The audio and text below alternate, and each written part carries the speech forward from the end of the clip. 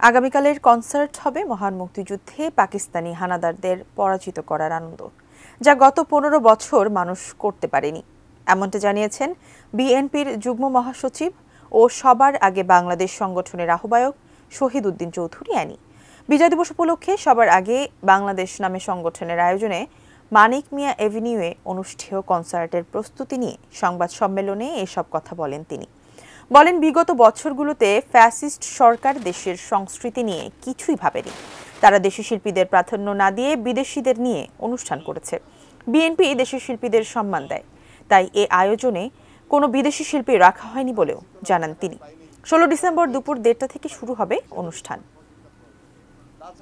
আইন শৃঙ্খলা রক্ষাকারী বাহিনী যারা রয়েছেন, আমরা তাদেরকে অনুরোধ করেছি, অবহিত করেছি, তারা আমাদেরকে সহযোগিতা করবেন। গোয়েন্দা সংস্থা যারা রয়েছেন তারাও সহযোগিতা করবেন। তাছাড়া সামাজিক অনেক সংগঠন, তাদেরকে আমরা অনুরোধ করেছি, তারা আমাদেরকে সহযোগিতা করবেন।